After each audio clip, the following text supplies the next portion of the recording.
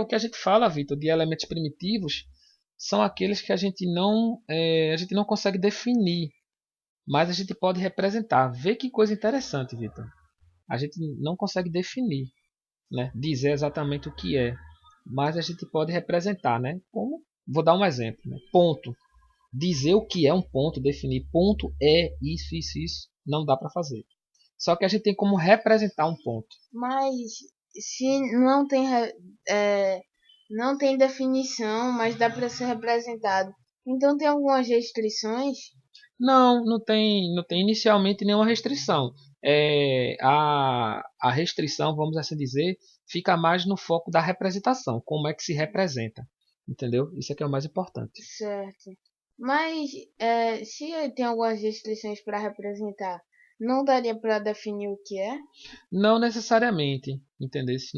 Não dá para a gente dizer o que é, porque poderia cair numa definição um pouco redundante. Por exemplo, né, eu dizer o que é uma reta, eu tentar definir o que é uma reta. Talvez dentro da própria definição eu tivesse que entrar com a palavra linha reta. Então, como é que eu iria utilizar a própria palavra para definir aquilo que eu quero definir?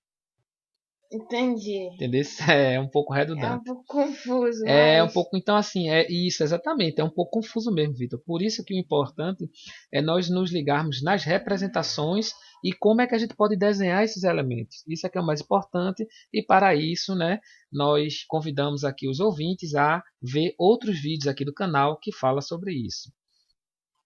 Então na geometria plana, por exemplo, né, a gente estuda a noção relativa a ângulo, polígonos, mas também estudamos as grandezas geométricas. São tópicos estudados na geometria plana, né? Então, o que é uma grandeza? O que é que tu acha que é uma grandeza, Vitor? acho que é todo um grupo de que você pode representar algo como litro. Litro você pode representar a quantidade de alguma coisa. Aí o que der para representar ali vai se fazer parte dessa grandeza, algo do tipo. Algo do tipo seria, por aí, vamos lá. Vamos ver o que é que a gente tem aqui. Então, antes da gente responder isso, vamos ver alguns exemplos que não são grandezas geométricas, tá bom? Então, temos aí um medicamento e temos ali o 8 mg. Então, 8 miligramas é uma forma de representar uma grandeza. Também temos 10 comprimidos. Então, 10 comprimidos, né, esse par, é uma forma de representar. Na outra figura, né, uma gôndola com produtos, né, utilizados na cozinha.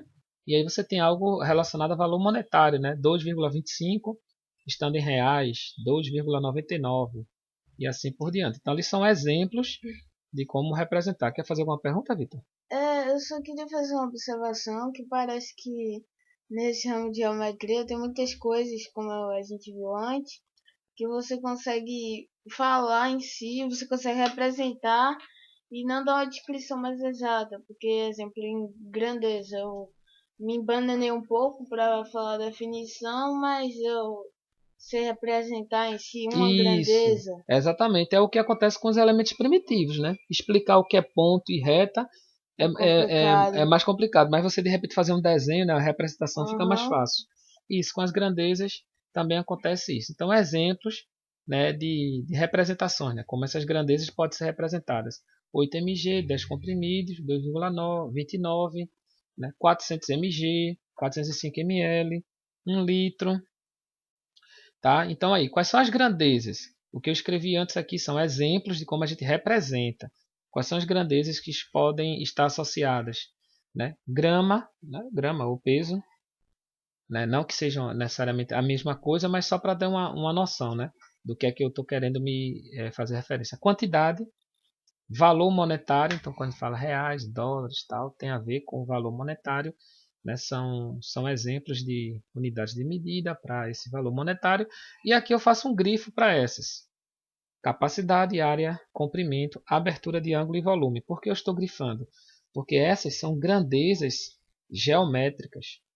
São grandezas que também nós estudamos na geometria. Muitas vezes, Vitor, a gente até acha que são conteúdos só da geometria. Comprimento, área, volume. Ah, isso é coisa de geometria. Não, são grandezas que nós estudamos lá na geometria. Entendi. E então ângulo não é uma grandeza, abertura de ângulo que é uma Isso, ângulo é como se fosse o parte da objeto, é o grandeza. objeto. o objeto geométrico, entendeu? E a abertura de ângulo é que é a grandeza a ele associada. Entendi. Como 400 mg ali, que não é a grandeza em si, a Não. grandeza é grama. É isso? Isso, exatamente. 400 mg é uma forma de representá-la. Ok, é uma das formas, né? Podem ter outras. Então, retomando um pouquinho, grandezas geométricas, comprimento, área, abertura de ângulo, volume, mas também temos grandezas da física, velocidade, aceleração, entre outras, né? Grandezas também estudadas na química, propriedades, né, químicas, propriedades físicas e assim vai. Então, se a gente fosse tentar fazer um texto, né, agora que você já viu um pouco disso, como é que a gente poderia pensar, né, numa definição para essa noção de grandeza, né, que é muito estudada e algumas vezes a noção em si ela não é essa definição. Então, grandezas, Vitor, é como se fossem características, atributos associados a objetos ou fenômenos, tá? Então, isso é que é o legal. Quando a gente fala velocidade, velocidade é uma característica que está associada a um fenômeno de um objeto que está se deslocando, tá bom? Uhum. Quando a gente fala, por exemplo, de abertura de ângulo, como você perguntou, abertura de ângulo e ângulo. Abertura de ângulo como sendo aquela característica que está associada ao objeto geométrico ângulo. Bem, essas grandezas podem ser medidas, tá? Em muitas situações necessitamos de instrumentos de medição e de unidades de medida. Como, por exemplo, a gente quer saber o comprimento de um lápis, tá? Então, a gente pode, por exemplo, utilizar uma régua e daí medir, né, e dar a resposta. Então, por isso que é importante ter esse par número, 2,5 é o número, e centímetro, que é a unidade de medida. Então, a grandeza fica sendo representada, por exemplo, por esse par, tá bom? Aham, entendi. Entendeu? Então, por isso que no caso de valor monetário, quando a gente pensa em real, dólar e tal, é como se fosse a unidade de medida. A representação da grandeza. Isso, a representação lá enquanto unidade de medida. Então, o que é que nós temos? Por exemplo, né, nas grandezas geométricas. Vê, essa noção de comprimento ela é interessante porque nós temos várias palavras, Vitor, que está associada a essa noção de comprimento. Então, quando eu falo em altura, quando eu falo de distância, largura, profundidade, tá? O que está ali como plano de fundo é essa noção de comprimento, Uhum, né? Que coisa, né? que é uma grandeza. Que é uma grandeza, exatamente. Eu tenho área, a área geralmente está associada ao que? É uma parte da superfície, uma parte do plano. Então eu tenho uma figura geométrica, essa figura delimita, né, uma parte de uma superfície e eu calculo a área, né, daquele pedacinho ali.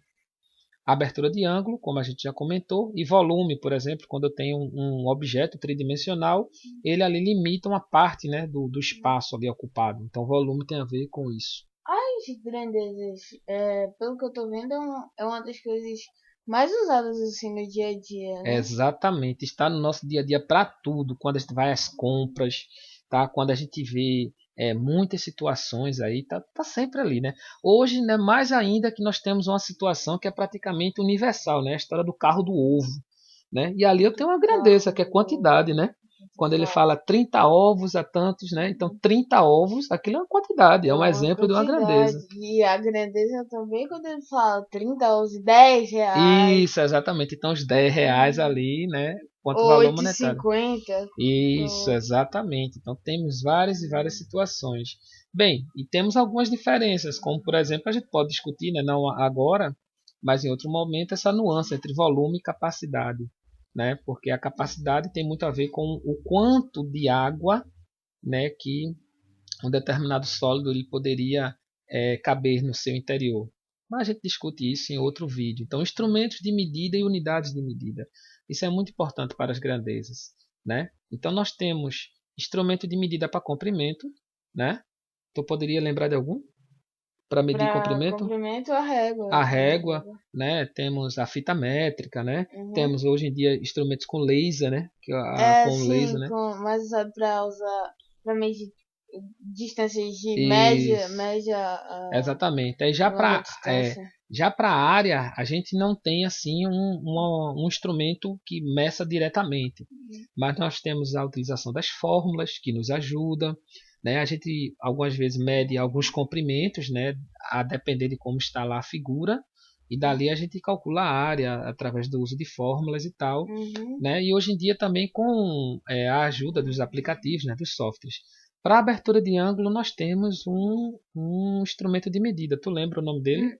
É o compasso. O compasso a gente constrói algumas coisas, mas temos o Tá. isso, Feridor. transferidor. O transferidor ele mede, né, a abertura do ângulo. Uhum. Volume vai acontecer algo parecido com área, né? Não tem um instrumento de medida assim direto. Tem muitos instrumentos de medida de comprimento que servem para outras grandezas, Isso né? serve para outras grandezas. Agora, quando a gente vai falar, né, que a gente pode discutir, como eu disse em outros vídeos, essa noção entre volume e capacidade, aí nós temos alguns instrumentos, né, até inclusive aquele copo medidor, que ele pode servir para de repente, né, medir a capacidade de alguns objetos. Então, assim, temos essas nuances também.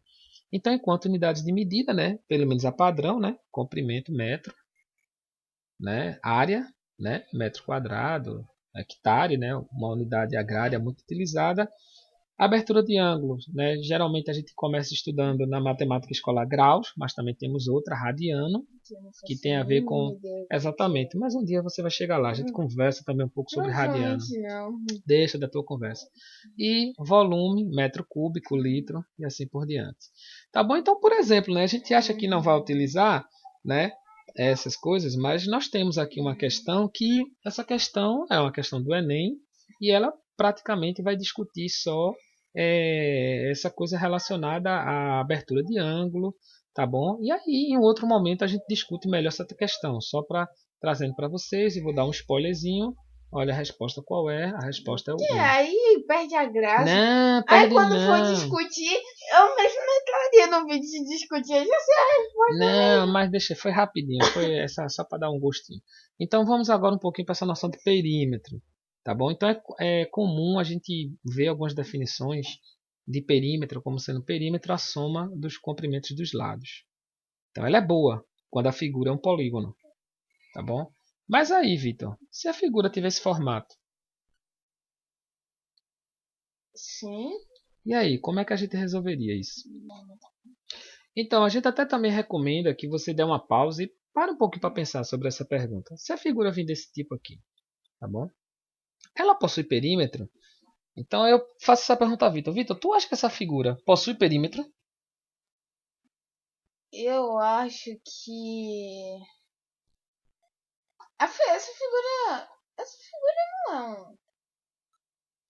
Bem, a resposta inicialmente é sim ou não, né? Ou ela possui ou não possui. O que é que tu achas? Acho que ela possui. Realmente. Ela possui perímetro. Agora a questão é como calculá-lo, tá bom? Então, a gente pode pensar assim, ó. Você tem a figura, tá bom? Então aqui eu tive que utilizar o recurso da fotografia.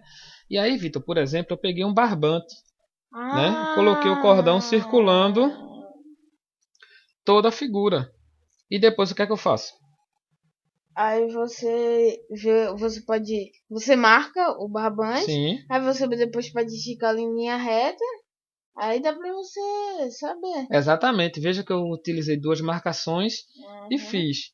Então sim, ela possui e dá para fazer dessa forma, tá bom? Então, qual é a sugestão que a gente dá? A gente volta aqui para esse slide, porque vê só, Vitor, o que é que a gente recomenda? Ó, recomendo que você compreenda o perímetro como o comprimento do contorno de uma figura.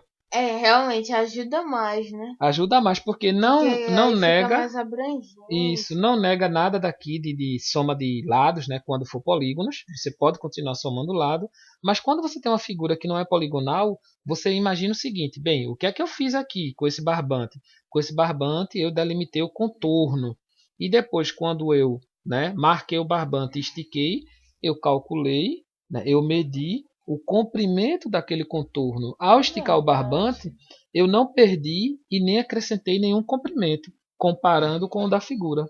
A verdade, desse jeito, pelo menos pra mim, me ajudou mais. Aí você dá uma definição mais abrangente, né? Isso, exatamente. Então eu espero também que ajude você que está assistindo o vídeo, tá bom? Muito obrigado pela atenção